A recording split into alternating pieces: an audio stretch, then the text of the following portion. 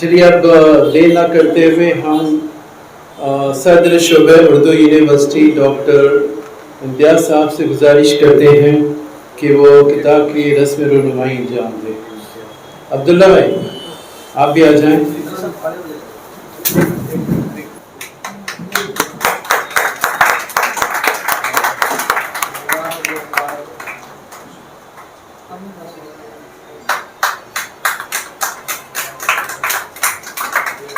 بہت بہت شکریہ، آپ تمام کا بہت بہت شکریہ۔ اب ہم وقت ضائع نہ کرتے ہوئے فوری طور پر مفتی حذیفہ صاحب سے گزارش کرتے ہیں جو بھیونڈی سے خاص تشریف لائے ہیں کہ وہ آئیں اور اپنا اظہار خیال کریں۔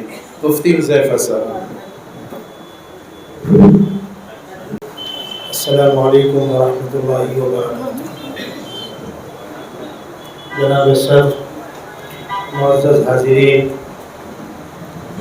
2 یوم قبل ہم سب کے بڑے حضرت مفتی عبد الرحمن صاحب فتح پوری مفتی اعظم مہاراشٹر کا مجھے فون آیا کہ عالم ندوی صاحب کی کتاب کے سلسلے میں رسم اجرا کے موقع پر جو مجلس منعقد ہو رہی ہے تم بھی آ جاتے تو اچھا ہوتا۔ مجھے صبح فجر کے بعد فوراً سے فرم نکلنا ہے، لیکن حضرت کا حکم تھا اور الحمدللہ ابھی ہاتھ پیر مضبوط ہے۔ میں نے حضرت کی بات کو قبول کیا۔ پھر ڈائریکٹ صاحب کتاب کا فون آیا مجھے، ان سے میرے مراسم پرانے ہیں اور جو باتیں مفتی عبد الرحمن صاحب نے فرمائی، یہاں مسئلہ صرف ایک ادیب کی کتاب کی اجرا کا نہیں ہے۔ ایک عالم دین متبع شریعت سچائی پر قائم رہ کر مشکل حالات میں کڑوی کسیلی برداشت بھی کرنا، نقصان بھی برداشت کرنا، اور ایسے لوگوں کے بیچ میں جن کو دین کے نام پر الرجی ہے، لعنت ہے، لعنت ان لوگوں پر جن کو دین کے نام پر الرجی ہے۔ میں تو صاف کہا کرتا ہوں، میری ان کے درمیان گفتگو ہوئی، میں نے کہا جس کو یہ غلط فہمی ہو کہ مرنا نہیں ہے، قبر میں جانا نہیں ہے، خدا کو وہ دکھانا نہیں ہے، پیغمبر کی شفاعت کی امید لے کر درخواست لے کر کھڑا ہونا نہیں ہے، جو چاہو کرو، لیکن اگر موت کا یقین ہے اور اعمال کی جواب دہی کا احساس ہے، جتنی جلد ہو سکے یہ بدتمیزیاں بند کر دو، وہی تمہارے لیے بہتر۔ رہا سوال یہ ہے کہ مولوی ہوں گے، مدرسے والے ہوں گے تو کیا لکھیں گے اور کیا پڑھیں گے؟ مفتی صاحب نے دبے الفاظ میں کہا تھا، میں چیلنج کے ساتھ کہتا ہوں، زبان و ادب پر جس کو گفتگو کرنا ہے آؤ سامنے۔ ہم خالص مدرسے میں پڑھے ہوئے لوگ ہیں، الحمدللہ تم سے اچھی اردو بولتے ہیں اور تم سے اچھے تلفظ ہیں ہمارے، اس لیے کہ اردو زبان اس وقت تک پختہ اور پائیدار نہیں ہو سکتی جب تک آدمی کو فارسی پر گرفت نہ ہو۔ اور فارسی خواب پڑھی لوگوں نے، فارسی مدارس کے اندر پڑھائی جاتی ہے۔ عربی اردو زبان کے اندر جو الفاظ استعمال ہوتے ہیں کثرت سے، اب تو نئی زبان میں تھوڑی تبدیلیاں آ گئی، ورنہ سیدھی سی بات ہے، یا تو فارسی یا عربی، یہ الفاظ فارسی کے اندر اردو کے اندر لیے گئے۔ میں اگلی بات آپ سے کہوں، گونڈی ایک جلسے میں، پروگرام تو کسی اور موضوع پر تھا لیکن کچھ پڑھے لکھے لوگ وہاں جمع تھے، میں نے ان سے وہ بات کہی تھی، مجلس گھر سے چھوٹی ہے لیکن چونکہ تقریر ریکارڈ میں آ رہی ہے اس لیے میں کہنا چاہتا ہوں، اس ملک میں اردو زبان کے ساتھ تعصب ہوا کیوں؟ اسی ملک کی بیٹی ہے وہ، کیا قصور تھا اردو کا؟ دشمن کو معلوم تھا صحیح اردو بولنے والا صحیح قرآن پڑھ سکے گا۔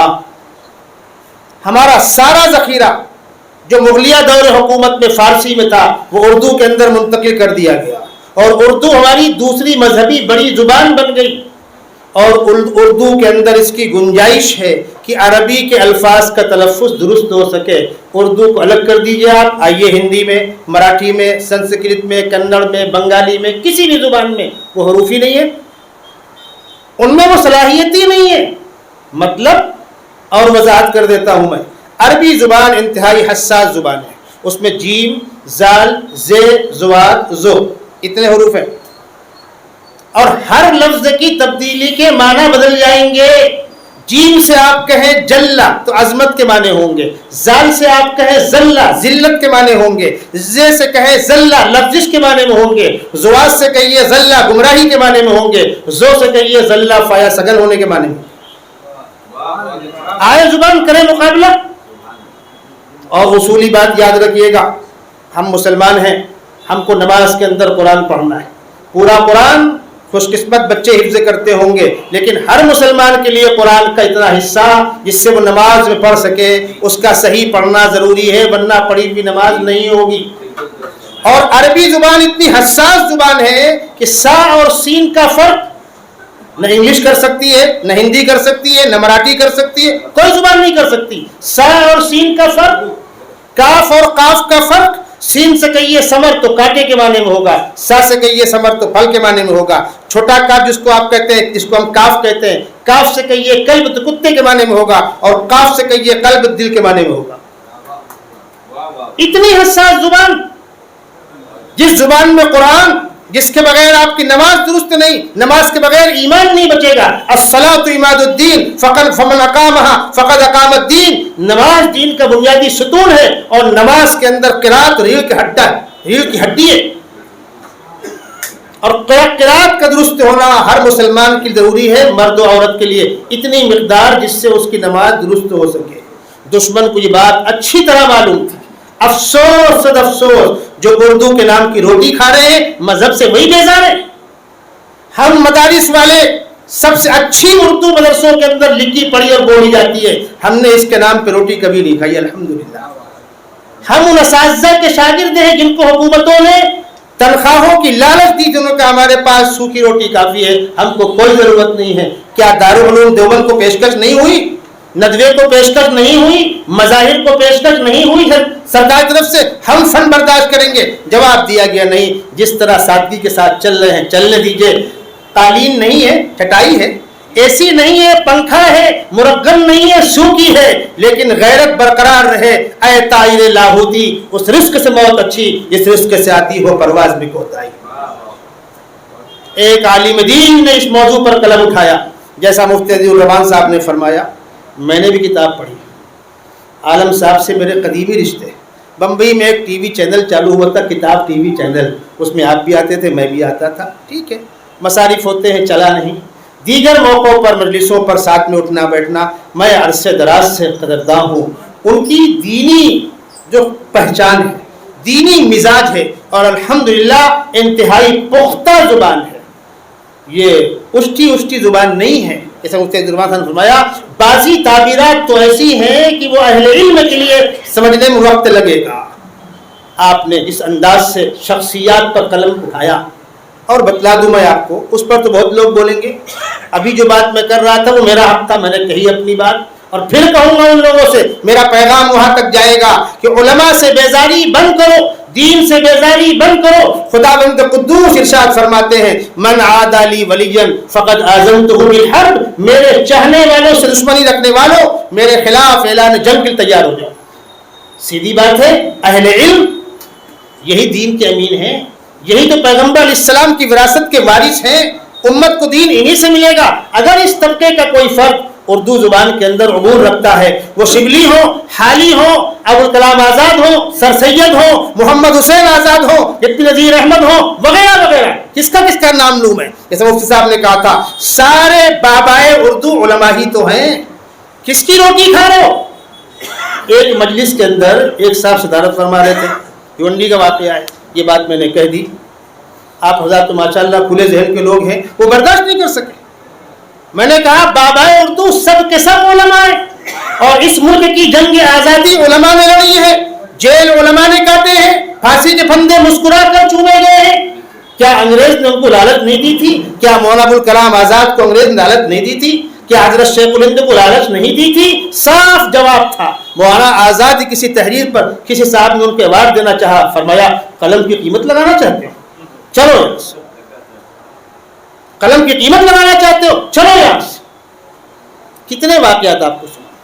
ایک عالم دین نے اس موضوع پر قلم اٹھایا، شخصیات پر لکھنا یہ ایک اچھی روایت ہے، اچھا مشغلہ ہے۔ ہمیشہ بعد والوں نے اپنے پہلے والوں کے کارناموں کا تذکرہ کیا، زندہ قومیں اپنے بڑوں کو یاد رکھتی ہیں. مسلمانوں ہم کو بھی اپنے بڑوں کو یاد رکھنا ہے, ہم کو اپنے پیغمبر کو بھی یاد رکھنا ہے, اپنے خلفاء کو بھی یاد رکھنا ہے, اپنے دیندار مسلم بادشاہوں کو بھی یاد رکھنا ہے, اور اس ملک کے لیے عظیم قربانی دینے والے اپنے مجاہدین آزادی کو بھی یاد رکھنا ہے. تازہ خواہی داشتن گرداں گھائے سینارا, گاہے گاہے باز خائیں قصہ کاری نارا. پڑھتے رہیے, لکھتے رہیے, اور مخالفین کی مخالفت کی پرواہ کبھی نہیں کرنی چاہیے. میرے بزرگوں, مچھلی مارنے کا شوقین آدمی, اس کو آپ مچھلی پکا کر دے دیں, اس کو مزہ نہیں آتا جب تک وہ ڈور کھینچے نہیں. مچھلی اپنی طرف کھینچتی ہے, وہ اپنی طرف کھینچتا ہے, کیوں؟ اس کا مزہ ہی الگ ہوتا ہے. شکار کر کے شکار کا گوشت کھانے والا شکار کو مارتا ہے, دوڑاتا ہے, کامیاب ہوتا ہے, ناکام ہوتا ہے, اس کا لطف ہی الگ ہے, اس کی لذت ہی الگ ہے. تمنا آبرو کی ہو اگر گلزار ہستی میں, تو خاروں میں الجھ کر زندگی کرنے کی خو کر لے. اس حوصلے کے ساتھ ہمیں کھڑا رہنا ہے. مبارکباد دوں گا عالم صاحب آپ کو. آپ ایک طرف ہمارے برادری کے عالم دین ہیں, نبۃ العلماء سے فارغ التحصیل ہیں, اور آپ کا قلم الحمدللہ اعلیٰ ترین معیار پر آپ کی تحریریں ہیں. اللہ تبارک و تعالیٰ قوت زور اور قوت بیانی میں اور اضافہ فرمائے. میں مبارکباد دوں گا آپ کو اس کتاب کے محنت کرنے پر. مجھ کو بہت موقع تو نہیں ملا, آپ کو تعجب ہوگا, میں کلیان سے لے کر گھاٹ کوپر تک لوکل میں آپ کے مضامین پڑھتا ہوا آیا. میرے ساتھی مجھے ہلا رہے تھے, کچھ بات تو کرو گے, میں نے خاموش رہو, باتیں بہت ہوئی ہیں, مجھے پڑھنے دو. جیسا مفتی صاحب نے کہا سردار جعفری صاحب پر آپ کا مضمون میں نے پورا پڑھا ہے, میں نے پورا مضمون پڑھا, از اول تاخیر پڑھا ہے, واقعتاً اپنے موضوع پر بھرپور ہے, اور آپ نے دینی طبقے کی نمائندگی کرتے ہوئے ہم سب کا بھرم برقرار رکھا ہے. اس لیے آپ مزید مبارکباد کے مستحق ہیں. انہی دعائیہ کلمات کے ساتھ رخصت چاہوں گا. السلام علیکم ورحمۃ اللہ وبرکاتہ. یہ تھے جناب مفتی حذیفہ صاحب. اتنی اچھی باتیں پرجوش انداز میں کی کہ اب ہمیں لگتا ہے اس پر پھولوں کی بارش کرنا پڑے گی. تو اب ہم پھولوں کی طرف آ جاتے ہیں. عبداللہ مسعود صاحب سے گزارش کرتے ہیں کہ ایک شال اور گلدستہ سے اس وقت جس کی کتاب کی رسم رونمائی ہے پروفیسر عالم ندوی صاحب, ان کا استقبال کریں. شال اور گلدستہ.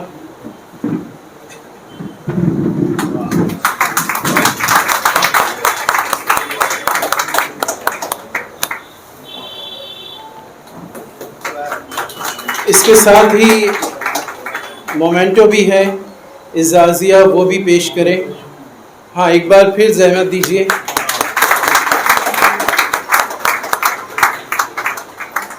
اب ایک سپاس نامہ ہے, وہ بھی پیش کریں, اسے پڑھیے گا بعد میں, پہلے تھوڑے سے مہمانان کا ہو جائے.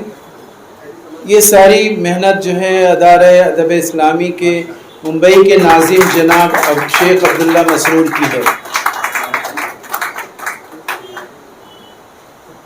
بہت بہت شکریہ.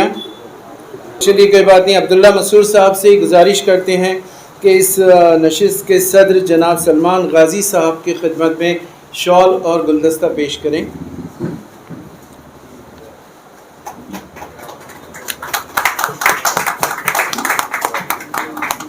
جناب حنیف قمر صاحب نائب مدیر تریاق, ان سے گزارش کرتے ہیں کہ ایک شال اور گلدستہ ہمارے بزرگ اردو ادب کے ممبئی میں ایک معروف شخصیت ڈاکٹر شیخ عبداللہ صاحب کی خدمت میں شال اور گلدستہ.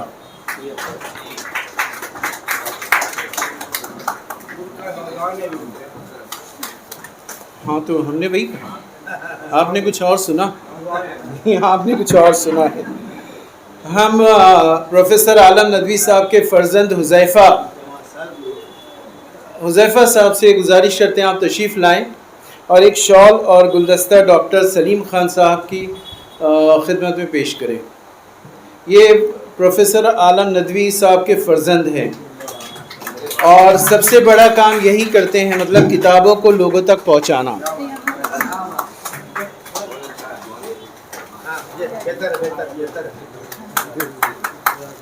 اب ہم عبداللہ مسعود صاحب سے ہی گزارش کرتے ہیں کہ ایک شال اور گلدستہ صدر شعبہ اردو ڈاکٹر عبداللہ امتیاز صاحب کی خدمت میں پیش کریں.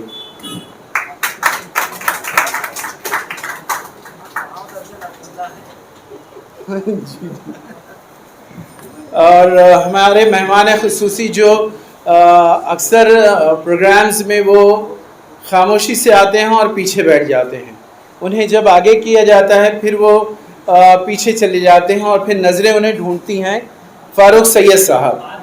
تو چلیے اب ہم بہت احترام کے ساتھ ڈاکٹر قمر صدیقی صاحب سے گزارش کرتے ہیں کہ وہ اپنا مقالہ پیش کریں. یہ یونیورسٹی پروفیسر ہیں، کئی کتابوں کے خالق ہیں. ان کی کتاب کو ہمارے خیال سے مہاراشٹر اکیڈمی سے ایوارڈ بھی ملا ہے اور اردو چینل کے مدیر ہیں. آپ کا استقبال ہے جناب، آئیے. سلمان غازی صاحب، ڈائریکٹر اقرا فاؤنڈیشن، صاحب اعزاز عالم ندوی صاحب، ڈاکٹر شیخ عبداللہ صاحب نائب صدر انجمن اسلام، ڈاکٹر عبداللہ امتیاز صاحب صدر شعبہ اردو ممبئی یونیورسٹی، معروف فکشن نگار سلیم خان صاحب، میرے بھائی صاحب حسن صاحب. یہ عالم ندوی صاحب کی کتاب اجلے دھندلے نقوش کے حوالے سے کافی دیر سے گفتگو ہو رہی ہے اور گفتگو کئی دفعہ جو ہے وہ ٹریک سے ہٹی ہے.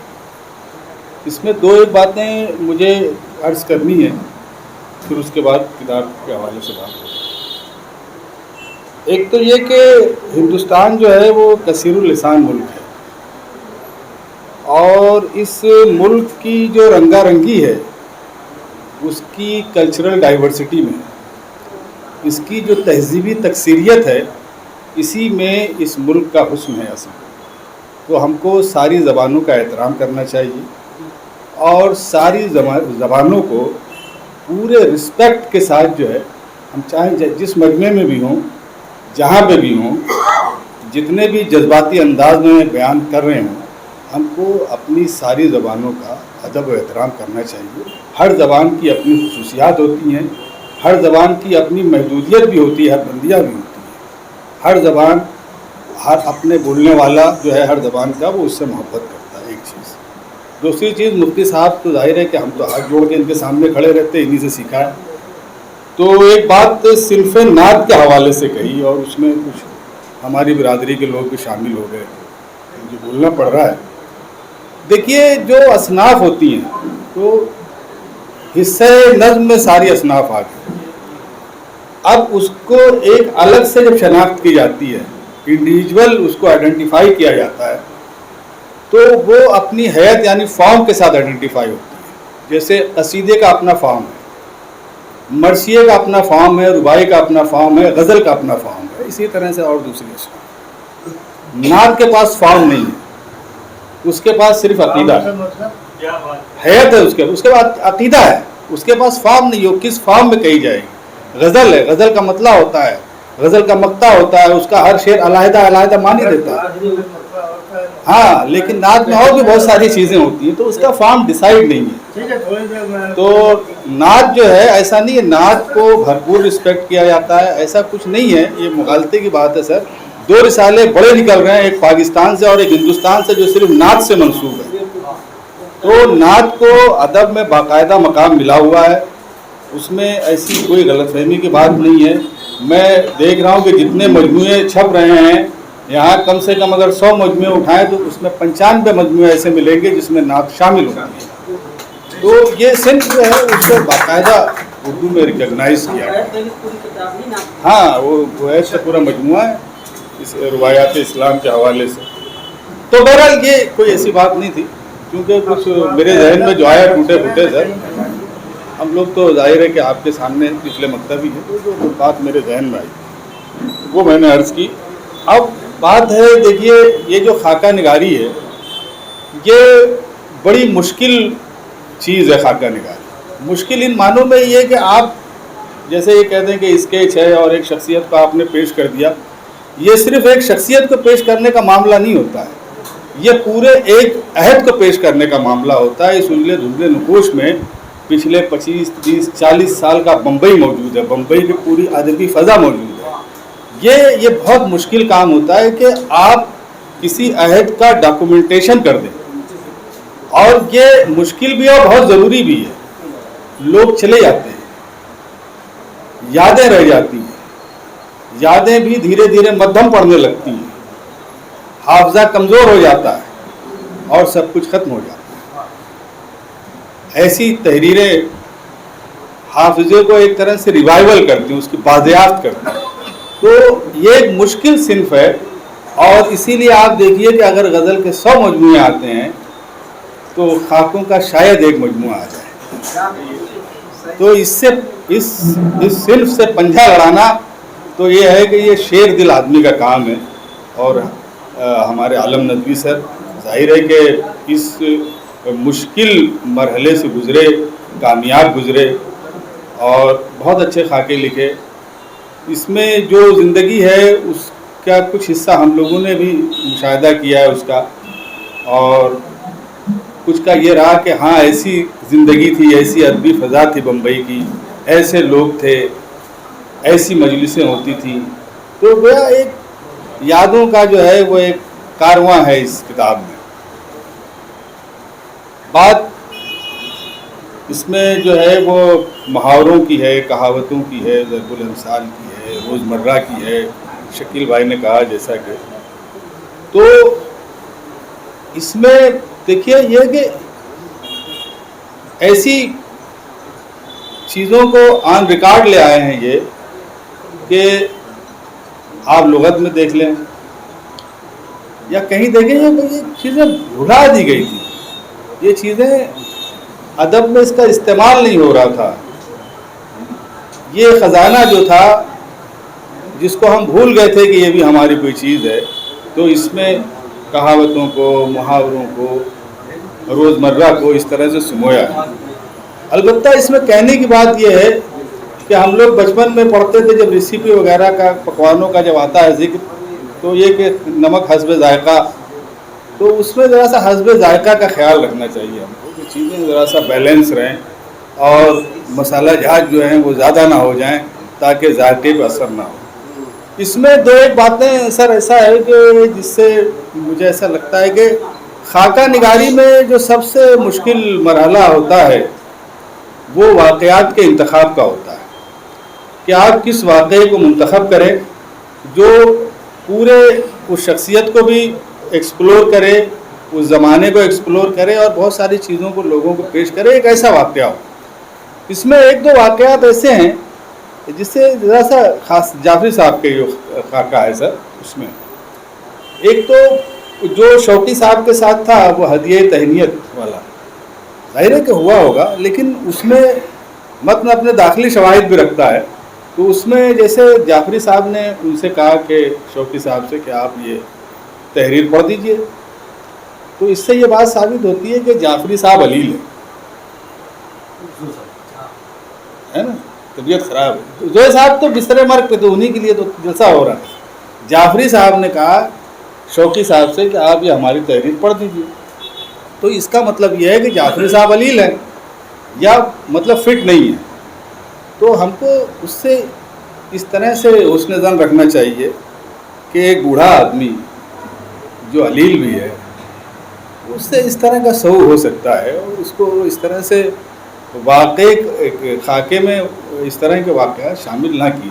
جعفری بہت بڑی شخصیت تھا، جعفری سے آپ اختلاف کر لیجیے، ہم لوگ تو لوٹتے تھے، بچے تھے تو مچل جاتے تھے، ایسے لوٹتے تھے، اگر عبید ہوتے تو گواہ وہ ہمارا وحید اختر انصاری تو جیسے چپک جاتا تھا ان سے، ایسے کیسے ایسے کیسے، بہت جھگڑا ہوتا تھا ہم لوگوں کے ساتھ، لیکن بہت بڑی شخصیت ہے۔ دوسرا جو آپ نے اردو اکیڈمی کا ذکر کیا ہے، تو یہاں میں عرض کر دوں کہ 92 کے فسادات کے تعلق سے سارے ممبران نے کہا کہ ظاہر ہے کہ اتنا بڑا، اور ایک بمبئی کے 92 کا کیا فسادات ہوتے ہیں، اس کا ٹارگٹ مسلمان ہوتا ہے، آن ریکارڈ ہے، ٹھیک ہے کوئی بات نہیں، لیکن یہ ہے کہ اگر اردو اکیڈمی جو ہے وہ ریزائن کیوں کرے، پہلا سوال، وہ کوئی ملی تنظیم نہیں ہے۔ تو میں جعفری صاحب کے ساتھ کھڑا ہوں اس واقعے میں کہ کیوں ریزائن کرے بھائی، کوئی ملی تنظیم تھوڑی ہے، وہ ایک آدمی بورڈ ہے، وہ نہیں ریزائن کرتا ہے، ٹھیک ہے۔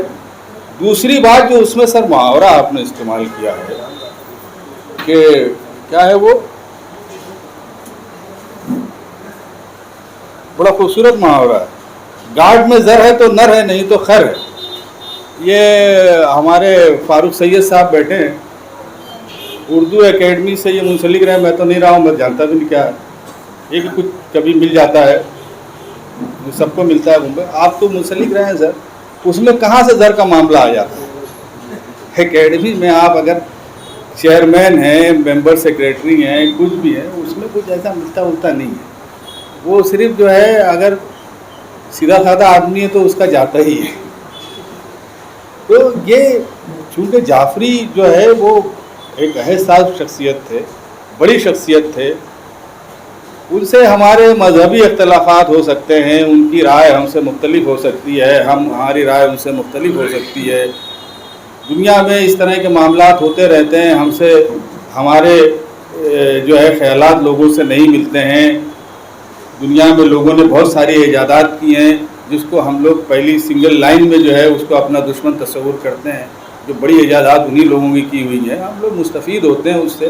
تو یہ کوئی بات نہیں ہے کہ ہم جو ہے ہم سے وہ مختلف ہے، ہم سے مختلف رائے ہے وہ تو ہم اس کے خلاف ہوں. یہ بات مناسب نہیں ہے اور اس لیے کیا بھی نہیں ہوگا سر نے. لیکن یہ واقعات اوائڈ کرنے چاہیے تھے جو جعفری جیسی بڑی شخصیت کے اس کو مطلب اس کو کوئی بھی یقین نہیں کرے گا. جو جعفری کو جانتا ہے نا، وہ ہدیہ تہنیت والا کوئی نہیں. آپ کتنا بھی ڈاکومنٹیشن کر دیں، کوئی یقین ہی نہیں کرے گا کہ جعفری اس کی قلم سے اس طرح سے نکلے گا. تو اس طرح کے واقعات، یہ واقعات کا جو تعین ہے، جو سلیکشن ہے، وہ بہت ضروری ہوتا ہے خاکے میں. لیکن یہ کہ ایک کا دکا مثالیں اس طرح کی تھی، میں نے کہا کہ تھوڑا سا ذکر کر دوں اس کا. بہرحال یہ ہے کہ خاکے بہت اچھے ہیں، اپنے آپ کو پڑھواتے ہیں. سب سے بڑی چیز جو ہے کسی بھی تحریر کی وہ اس کی ریڈیبلٹی ہوتی ہے کہ وہ پڑھی جائے. جیسے کہ ابھی مفتی حذیفہ صاحب نے کہا کہ وہ انہوں نے اتنی دل جمعی سے پڑھا. مفتی عزیز الرحمان صاحب نے کہا بھائی خود ہم نے بھی پڑھا، جتنے لوگوں نے پڑھا ہوئے اس بات کو کہیں گے کہ یہ خاکے جو ہے وہ بہت ریڈیبل ہے. اور ایک اجنبی شخص کے بارے میں آپ اتنا انوالو ہو کے پڑھیں، یا ایک ایسا شخص جس کو آپ اتنا نہیں جانتے ہیں، تو ظاہر ہے کہ وہ تحریر کی طاقت ہی اس کو پڑھوا رہی ہے. تو یہ طاقت جو ہے وہ عالم ندوی صاحب کی تحریر میں ہے. میں بہت مبارکباد پیش کرتا ہوں. یہ ہمارے شعبے کے صدر ڈاکٹر عبداللہ امتیاز صاحب جانتے ہیں کہ اس وقت ہم لوگوں کی مصروفیات کچھ اس طرح کی ہے کہ یہ لکھ پانا ممکن نہیں ہو سکا. میں ضرور لکھوں گا سر انشاءاللہ. ذرا سا یہ ایڈمیشنز وغیرہ کا آخری دور چل رہا ہے تو بہت ٹیکنیکل ہرڈلس بہت زیادہ ہیں. سر بھی بہت مشکل سے وقت نکال کے آ سکے، تو یہ مجبوریاں ہم لوگوں کی رہی ہیں. تو میں انشاءاللہ سر ضرور لکھوں گا. بہت مبارکباد، بہت اچھی کتاب ہے. اور اتنی بات سے میں اپنی گفتگو ختم کرتا ہوں. بہت شکریہ. حاضرین، ہمارے ساتھ بزم افسانہ کے بادشاہ ایڈمن، اصل میں ایڈمن کو اکثر بادشاہ سلامت نکل جاتا ہے کیونکہ وہ ایسے ہی ہوتا ہے. تو بہرحال ہمارے ساتھ بزم افسانہ کے ایڈمن اور اچھے افسانہ نگار وسیم عقیل شاہ صاحب موجود ہیں. آپ کا استقبال ہے جناب. اور مالیگاؤں کی فلمی شخصیت، بہت سی فلمیں یوٹیوب پر ہیں، علیم طاہر صاحب. اس سے ہماری ملاقات ایک بار ہوئی تھی، ٹوپی لگائے بالکل حنیف قمر کی طرح. تو آج بھی ہمیں وہ ٹوپی نظر آ جاتی ہے. ہمارے ساتھ عبدالباری صاحب بھی ہیں، کئی کتابیں انہوں نے لکھی ہیں. اور اشتیاق سعید صاحب بھی ہیں جو معروف افسانہ نگار ہیں، مدیر ہیں. اسی طرح ہمارے ساتھ مہمان اعزازی میں ایک مشہور غزل ہے، اتنا ٹوٹا ہوں کہ چھونے سے بکھر جاؤں گا. اس کے خالق جناب معین نظر صاحب بھی موجود ہیں. اور ہمارے ساتھ حکم چند کوٹھاری جی ہیں. انہوں نے 70 سال کی عمر کے بعد، یہ اب 75 سال کے ہیں، 70 سال کی عمر میں انہوں نے دھیرے دھیرے اردو سیکھنا شروع کیا، غزلیں لکھیں. اور آپ کو بتائیں کہ یہ ان سے اب تک ہم 4 سے 5 نعت، بہت پیاری سی نعت سن چکے ہیں. حکم چند کوٹھاری جی موجود ہیں. اور ہمارے ساتھ اردو ادب کے پسند کرنے والے، اس کو چاہنے والے امجد صاحب بھی اس وقت موجود ہیں. وہ ورسوا سے آئے ہیں. بہرحال آگے کے لوگوں کا ہم تعارف اگلی بار کرائیں گے. اب آتے ہیں، آپ کو بتائیں کہ اس کتاب میں انجلے دھندلے نقوش 9 لوگوں کے بارے میں لکھا گیا ہے اور قریب 150 سے زیادہ صفحات ہیں. جب کتاب ہم نے دیکھا تو ہمیں لگا کہ اس میں 10-20 لوگ ہوں گے، 20-25 لوگوں پر لکھا ہوگا، لیکن صرف 9 لوگ. اور ایک ایک شخص پر عالم صاحب نے قریب 20 صفحات بلکہ اس سے زیادہ دیے ہیں. 9 لوگوں میں 7 لوگ تو دھندلے ہو گئے، مطلب وہ مرحوم ہو گئے، اور 2 لوگ اب بھی موجود ہیں. ہمارے ساتھ ایک بہت اچھی شخصیت موجود ہے جو ممبرا سے آئے ہیں اور بہت محترم ہیں، بہت اچھے شاعر ہیں، اور ہمارے مرحوم ضمیر کاظمی صاحب جو مدیر اعلیٰ تھے تریاق، ان کے دوست ہیں، وہ اکثر ان کا ذکر کرتے تھے. بعد میں ان سے ہماری ملاقات ہوئی، اور شاعری کے ساتھ ساتھ ان کی نثر بھی بہت اچھی ہے. جناب اعجاز ہندی صاحب سے ہم گزارش کرتے ہیں وہ تشریف لائیں. اور آپ لوگوں کو بتا دیں کہ یہ مقالہ میں آخری مقالہ ہے، اس کے بعد تو چند مہمانان وہ اپنا اظہار خیال کریں گے. سامعین کرام، قمر صدیقی نے ابھی بہت اچھی بات کہی کہ کتاب سے ہٹ کر بہت سی باتیں یہاں پر جو ہیں ہوئی ہیں. بہرحال اب میں اس گفتگو کو کتاب پر ہی سمیٹتے ہوئے اپنا مقالہ پیش کرنا چاہتا ہوں، جس کا عنوان ہے اجلے دھندلے آئینوں کے نقوش. جلتا ہے جو چراغ وہ بجھتا ضرور ہے، 2 پل کی روشنی پہ بہت شادمان نہ ہوں. آداب گفتگو کا تقاضا ہے یہ میاں، دل پہ کسی کے آپ کی باتیں گران نہ ہوں. محمد عالم ندوی نے اپنی خاکوں کی کتاب اجلے دھندلے نقوش کے سرورق پر یہ قطعہ درج کر کے بڑی صفائی سے اپنا دامن بچانے کی کوشش کی ہے، بلکہ اپنے گرد ایک حصار باندھ لیا ہے تاکہ اعتراضات اور بیجا تنقید کی زد میں آنے سے محفوظ رہ سکیں. خاکہ نگاری ایک ایسا نازک فن ہے جو بڑی احتیاط اور صبر و تحمل کا متقاضی ہے. ذرا سی لغزش خاکے کا مزاج تبدیل کر سکتی ہے، بلکہ جس کا خاکہ لکھا گیا ہے اس کے منہ کا ذائقہ بھی کڑوا کر سکتی ہے. اردو کی معروف اصناف ادب کی طرح خاکہ نگاری میں بھی اردو کے بیشتر ادبا اور شعراء نے طبع آزمائی کی ہے، جس میں بہت سے معروف نام سامنے آتے ہیں اور ان کے تحریر کردہ خاکوں کی مقبولیت مسلم الثبوت ہے. یہاں مجھے کوئی فہرست مرتب نہیں کرنی ہے، تاہم کچھ اہم ناموں کا تذکرہ ضرور دلچسپی کا باعث ہو سکتا ہے، جیسے محمد حسین آزاد، خلیق انجم، شاہد احمد دہلوی، رشید احمد صدیقی، مشتاق احمد یوسفی، شوکت تھانوی، فکر توسوی، یوسف ناظم وغیرہ. چند خاتون خاکہ نگاروں کے نام بھی اس فہرست میں آتے ہیں، جیسے قرۃ العین حیدر، اسود چغتائی، زغرا مہدی، جینانی بانو وغیرہ. سامعین، خاکہ نگاری کو جس شخصیت کا خاکہ لکھنا ہے اس سے خاصی قربت ضروری ہے.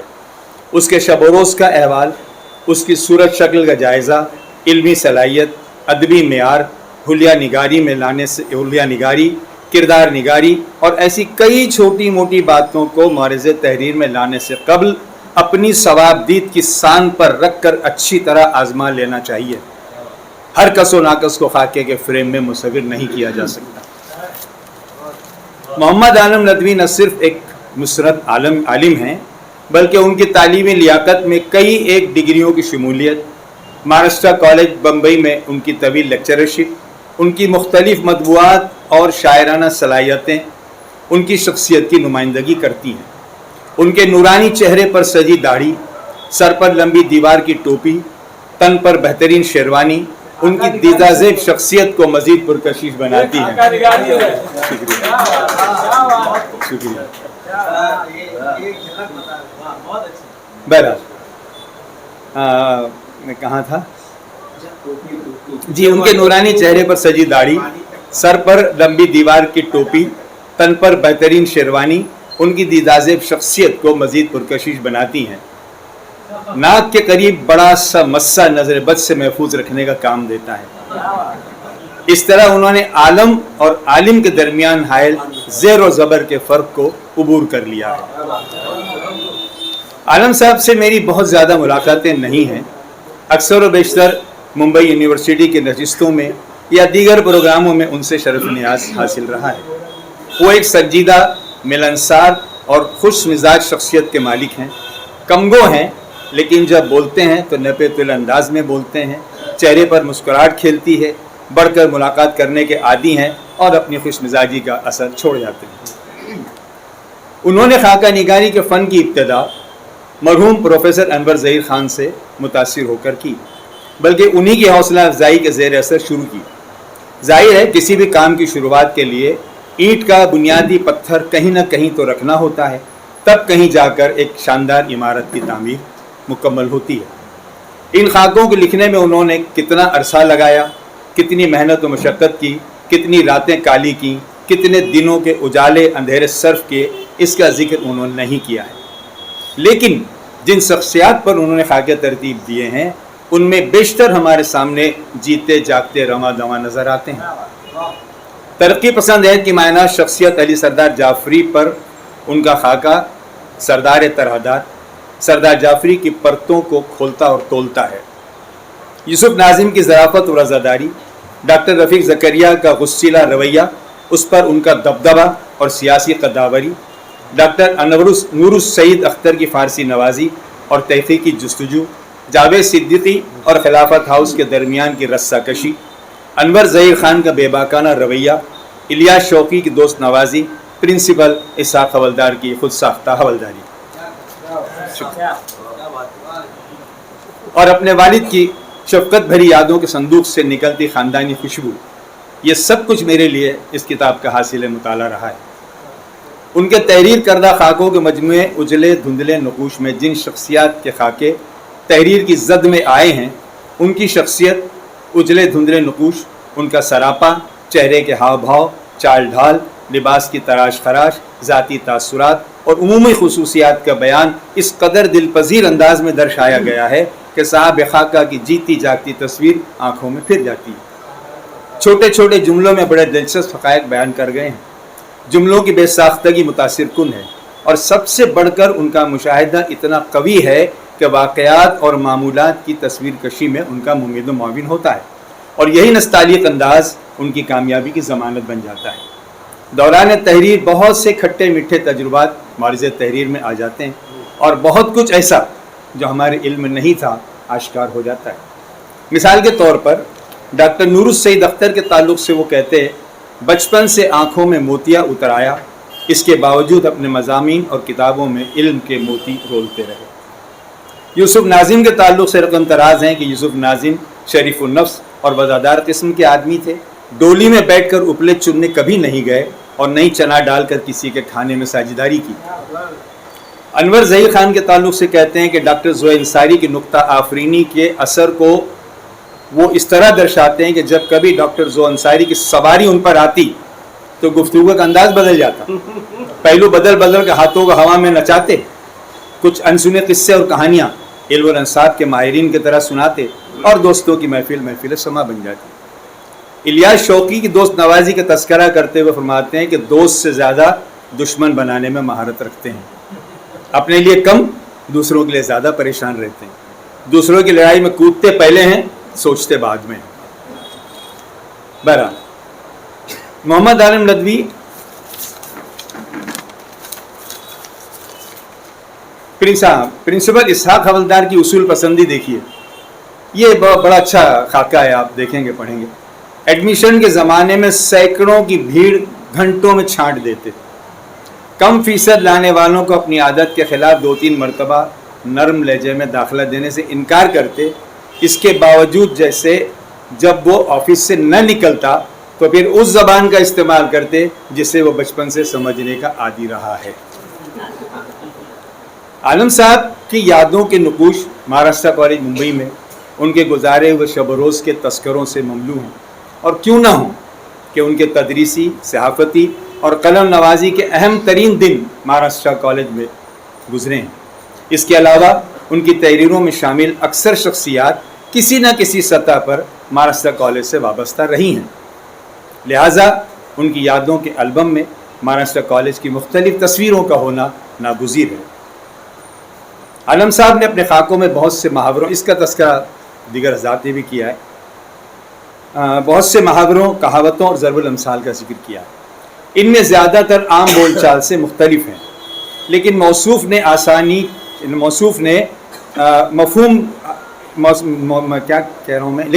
ने उनके साथ साथ उनके मानी भी दर्ज कर दिए हैं। ज़रा बहुत कठिन मुहावरे इन्होंने इस्तेमाल किए हैं जिससे मफ़हूम में आसानी पैदा हो गई है। अगर ये कबूल आम की सनत पा जाते हैं तो बड़ी बात है। मसलन मुर्दे को बैठ कर रोते हैं और रोज़ी को खड़े होकर, अंडे बबूल में, बच्चे खजूर में, दिन का रूना रूनी, रात को चरखा पूनी, चढ़ मार गूलर पक्के, मीठे की लालच में झूठा खाना, डोली में बैठकर उपले चुनना, डोली न कहार बीवी बैठी हैं तैयार, नबी के 100 साले बिगड़ी का कोई जवाई नहीं, चोर घड़ी ले गया बेगारियों को छुट्टी, घर की खांड खिरकिरी चोरी का गुड़ मीठा वगैरह वगैरह।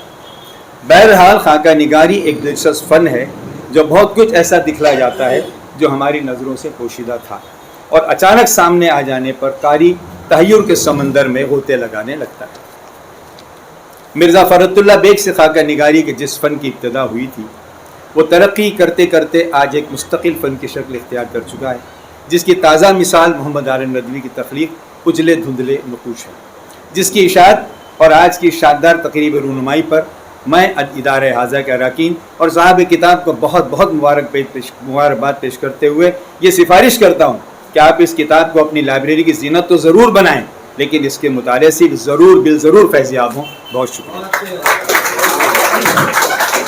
जी साहब, आपको बता दें कि आज जिस किताब की रस्म रूनुमाई हुई है उसकी कीमत आज सिर्फ 100 रुपये रखी गई है, ताकि जाने से पहले आप लोग उसे अगर ख़रीदना चाहें तो ख़रीद लें, क्योंकि फिर बाद में एजाज़ी कॉपियाँ तो शायद नहीं मिले, क्योंकि प्रोफेसर ऐसे ही सख्त हुआ करते हैं कि भाई अगर पढ़ना है तो ख़रीद कर पढ़ो। हमारे ख्याल से ऐसे ही होना चाहिए।